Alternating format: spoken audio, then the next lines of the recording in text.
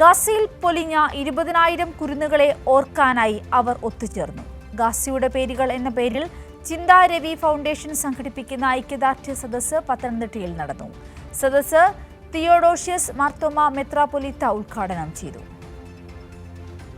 20,000 കുരുന്നുകളുടെ പേരുകളാണ് ഓരോ ആളുകളായി ഓർത്തെടുത്തത്.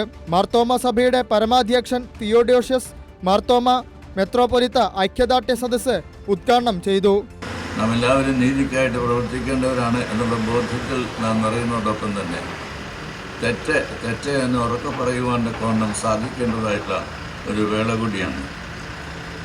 ഭീകരാക്രമണങ്ങൾ ഏത് തരത്തിലായാലും എവിടെയായാലും ഏത് സമയത്താണെങ്കിലും അതെല്ലാം തന്നെ മാപ്പ് അർഹിക്കാത്തതായിട്ടുള്ള ഒരു അപരാധം കൂടിയാണ് എന്ന തിരിച്ചറിവ് നമ്മെ ഈ അവസരം ഭരിക്കുന്നുണ്ട്. അത് കൊടും ക്രൂരതയാണ്. അതൊരിക്കലും ചെയ്യാനായിട്ട് പാടില്ല. ഒരു വംശഹത്യയും തീവ്രവാദവും ഭീകര ആക്രമണങ്ങളും ഒന്നിനും പരിഹാരമല്ല. സാഹിത്യകാരൻ ബെന്യാമിനും ചടങ്ങിൽ പങ്കെടുത്തു. കുഞ്ഞുങ്ങളെ കൊല്ലുക എന്നാൽ നമ്മുടെ ഭാവിയെ കൊല്ലുക എന്നാണ് അർത്ഥം.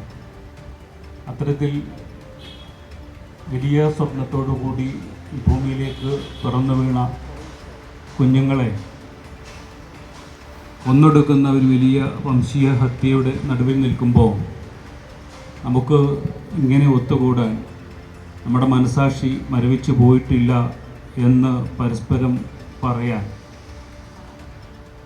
ഈ കുഞ്ഞുങ്ങളോടൊപ്പം ലോകത്തെവിടെയുമുള്ള കുഞ്ഞുങ്ങളോടൊപ്പം നമ്മളുണ്ട് എന്ന് പറയാൻ നമ്മൾ ഒത്തുകൂടിയതിലുള്ള അഭിമാനം ഞാൻ പങ്കുവെക്കുകയാണ്.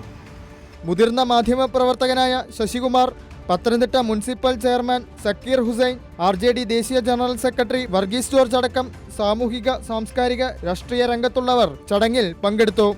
കൈരളി ന്യൂസ്, പത്തനംതിട്ട.